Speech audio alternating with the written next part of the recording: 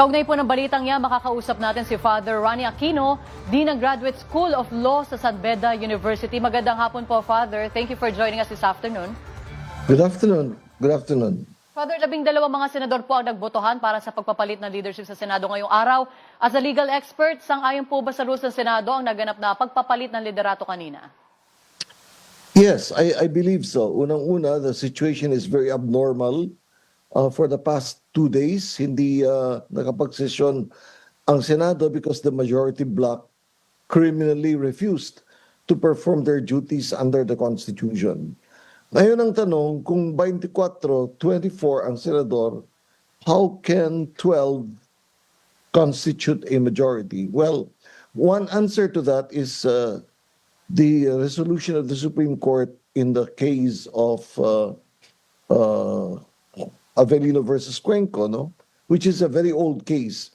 Sa kaso niyon, sinabi ng Supreme Court, hindi binibilang pag you are determining the majority, hindi binibilang yung mga hindi sakop sa tinatawag na coercive powers ng Senado. Kasi alam nyo, sa ilalim ng saligang batas, ang Senado ay may coercive powers kung may mag-a-absent ang mga senador na present, pwede nilang ipa-aresto yung mga absent at nang dumalo sa sesyon kasi hindi pwedeng i-boycott ng mga senador ang kanilang trabaho kasi pangangailangan ng sambayanan ang inaatupag nila.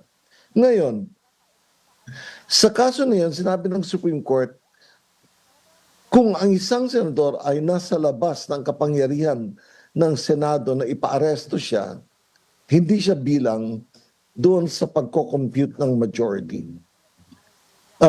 In this case, Bato is the senator involved kasi hindi natin alam kung andito pa ba sa bansa, hindi natin alam kung saan nagtatago. So, labas siya.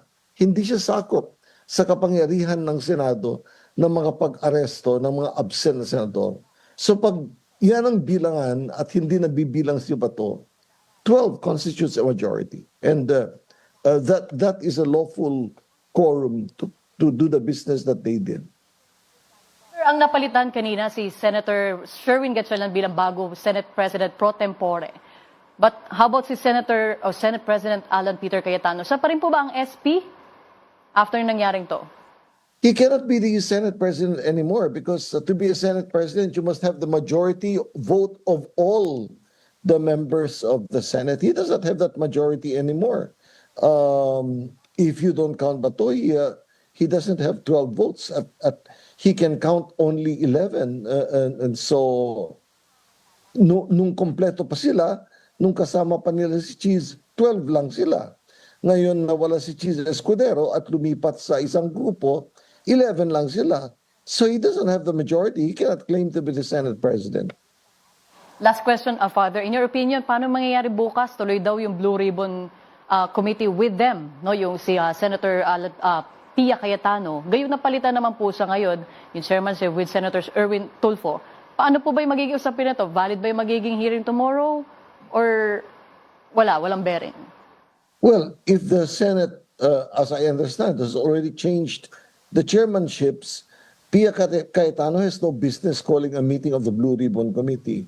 So it should be the new chairman of the Blue Ribbon Committee call a meeting. But, you know, they made an announcement. I think it was Senator Lacson. I'm not too sure.